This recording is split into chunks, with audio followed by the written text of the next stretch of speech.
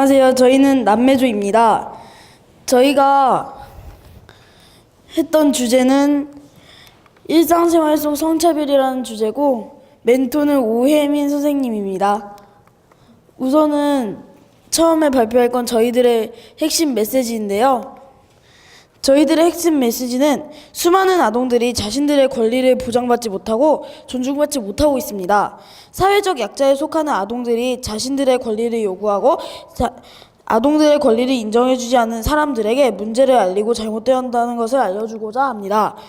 차별이라고 하면 거창하게 생각하는 경우가 있는데, 차별을 거창하게 생각하지 말고 실제로 많은 아동들이 차별을 경험하고 있는 일상생활 속 성차별을 주제로 삼아 일상에서부터 아동들의 권리를 인정받고 존중받기 위해서 활동하였습니다. 아동들이 당연하게 차별받는 것을 알리면서 어른들에게 경각심을 일깨워주는 것뿐만 아니라 앞으로 우리나라를 이끌어갈 아이들에게 차별을 알려주고 인식을 개선하고자 합니다.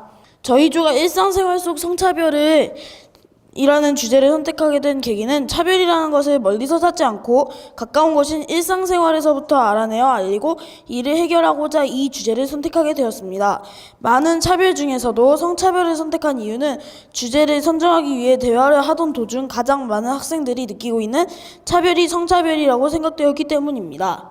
저희가 이 활동으로 정한 목적은 일상생활 속 남녀차별이라는 주제를 통해서 많이 개선되었다고 생각된 점들보다 아직 해결되지 못한 부분이 많다는 것을 알아보았고, 이렇게 알게 된 내용을 많은 사람들에게 알려 사람들이 해결해야 된다고 생각되는 부분을 바꾸는 목적으로 설문조사와 캠페인 등의 활동을 하였습니다.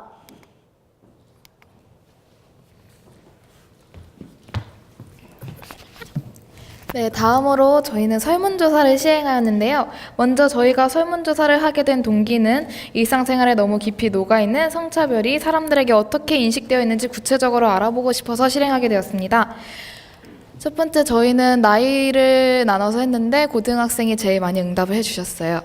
그래서 성별은 남자분보다 여자분이 두 배 더 많이 해주셨고, 세 번째는 이렇게 일상생활에서 성차별을 경험하신 적이 있냐에 있다에 45%가 응답을 해주셨어요. 어디서 경험하셨냐는 질문에 가정에서가 42.9%, 학교에서가 14.3%, 직장에서가 71.5%, 매체로가 4.8%의 결과가 나왔는데, 네. 그리고 누구로부터 경험했냐에 선생님한테 경험한 학생들이 되게 많았어요. 46%로, 그 다음이 조부모님, 그 다음이 부모님, 그 다음이 모르는 사람 순으로 많이 나왔어요. 그리고 어떻게 경험했냐에서 제일 많이 나온 게 말과 행동, 그리고 눈치 순으로 나왔고요. 일상생활에서 경험한 성차별은 남자가 이런 것도 못해? 라는 말이나, 남자가 뭐 그리 쪼잔해, 여자는 차 운전하면 안 돼, 이런 말, 그리고 너는 여자가 왜 그러니, 여자가 힘이 너무 세다, 이런 등등의 성차별적인 언어를 많이 당했다고 했고요. 학교에서 성차별에 대한 교육을 받은 적이 있다에 63%가 응답을 해주셨고, 1년에 1, 2회 정도 받았다고 많이 응답을 해주셨어요. 성차별이 얼마나 심각하다고 생각하냐는 질문에 편파가 되게 클 줄 알았더니 다양한 응답이 나왔어요. 심각하다가 44.5%, 보통이다가 35.2%, 매우 심각하다가 16.5%로 나왔고, 일상생활에서 어느 장소가 가장 성차별이 심각하다고 생각하냐에 지역 사회가 58%가 나왔어요. 그 다음이 학교, 그 다음이 가정으로 나왔고요. 성차별의 주된 원인이 44%가 남녀가 다르다고 생각하는 보편적인 인식 때문이었어요. 그리고 28%가 전통적인 유교 문화, 16.5%가 남녀의 신체적 차이, 그리고 차별이 잘못된 건지 몰라서라는 이유로 9.3%가 응답해 주셨어요. 그리고 저희가 스스로 하는 언어나 성차별적인 언어에 있다 없다를 했는데 굉장히 없다에 표시하는 분들이 많더라고요. 84.1%로. 그래서 이따에 응답하신 분의 경험을 이렇게 많은데, 남자가 왜 이렇게 잘 울어 등도 있지만 저기 길게 쓴 거에 있을 것 같아서 체크하셨다는 분이 계셨어요. 잘 모르겠지만 내가 했다면 아마도 동생에게 부모님이나 조부모님이 했던 남자는 이거 해야지, 여자는 저거 해야지 라고 말했을 것이래요. 그런데 내가 생각하는 문제는 남자는 여자는 하고 나도 모르게 하고 있는 고정관념. 그래서 자신도 모르게 이거 해야지, 남자는 저거 해야지 라고 행했던 것 같대요. 그런데 너무나도 많아서 뭐가 뭔지 기억이 나지 않는다는 답변을 보고 역시 성차별은 일상생활에 잘 녹아져 있다고 생각이 들었습니다. 그리고 성차별 인식을 어떻게 개선할 수 있을지 개인적인 생각을 간단하게 적어달라는 답변에 굉장히 많은 답변이 있었는데, 맨 밑에서 두 번째랑 첫 번째가 가장 인상 깊었어요. 첫 번째는 정부에서 성차별을 없애는 제도적인 것들을 마련해 주었으면 한다. 또한 일반 시민들뿐만이 아닌 어르신분들께 잘 알려졌으면 한다라는 답변과, 여자는 이렇고 남자는 저래야 돼라는 고정관념과 과거의 유교 사상에 의해 자리 잡고 있는 인식이 사라졌으면 합니다. 어른들이 자녀에게 성차별적 언어를 사용하면 사다리 타듯 그 후손에게도 이어지는 것 같거든요. 우리가 먼저 노력해서 성차별이란 단어가 없어졌으면 합니다. 라고 답변해 주셨습니다. 저희는 이런 성차별적인 언어가 일상생활에 얼마나 많이 녹아져 있는지 그것에 대해 구체적으로 알기 위해서 이런 설문조사를 시행했어요.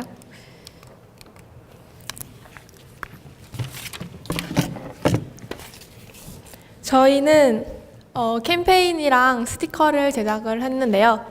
캠페인을 시작한 이유는 저희는 어떤 활동을 통해서 저희의 생각을 알리는 게 효과적이고 기억에 남을까 고민을 해서 여러 사람의 힘을 합쳐서 너무 어렵고 힘들지만 캠페인 활동이 저희의 생각을 알리는 데 가장 효과적이라고 생각을 해서 도전을 하게 됐습니다. 하지만 어떻게 하면 우리의 생각을 알릴 때 조금 더 기억에 남을 수 있게 할 수 있을까 고민한 끝에 스티커를 제작을 했고요. 동그란 모양, 네모난 모양, 어떤 그림, 어떤 문구를 넣을지 만남으로 결정할 수 없을 정도로 의견이 분분했기 때문에 따로 온라인 팀을 조직했습니다. 그래서 그 조에서 스티커 도안을 그렸고 투표로 스티커 도안을 정했습니다.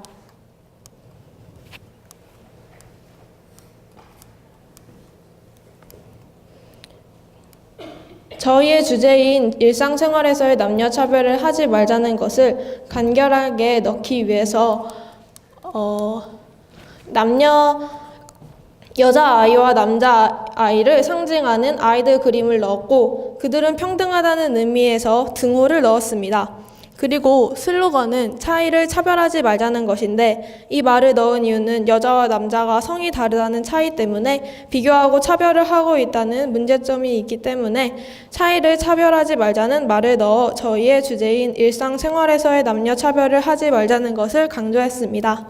저희 남매조가 제작한 스티커는 왼쪽 입구 테이블에 놓여져 있습니다. 자유롭게 가져가 주시고 남녀가 차별하지 말라라는 의미에서 핸드폰 케이스나 공책, 노트북 겉면에 부착해 주셔서 저희의 캠페인 활동에 도움을 주시면 감사하겠습니다.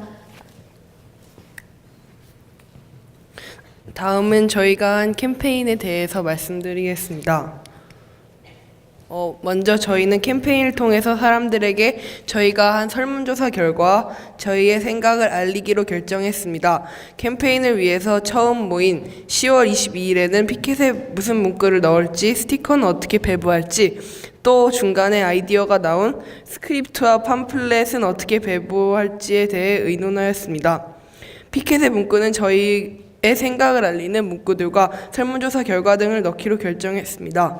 피켓을 어떤 문구를 넣을지 정한 후 피켓을 만들기 위한 재료들을 샀습니다. 그리고 다시 돌아와서 피켓을 제작했습니다. 피켓을 제작하는 일은 순조로웠습니다. 드디어 캠페인의 날이 밝았습니다. 성차별의 심각성과 성차별의 원인에 대해 간단한 길거리 설문조사도 진행했습니다. 이날 마침 조선일보 마라톤이 열려서 명동에는 사람이 가득했습니다. 캠페인의 방법은 설문조사에 참여해 주시면 하리보와 저희가 제작한 스티커를 같이 드리는 것입니다. 마라톤 덕분인지 많은 분들이 참여해 주셨습니다. 이건 캠페인 사진들이고요. 캠페인을 끝나고 보니 설문조사 결과를 집계해서 공교롭게도 온라인 설문조사 결과, 길거리 설문조사 결과가 똑같았습니다. 이상 저희 남매주의 발표를 마치겠습니다. 감사합니다.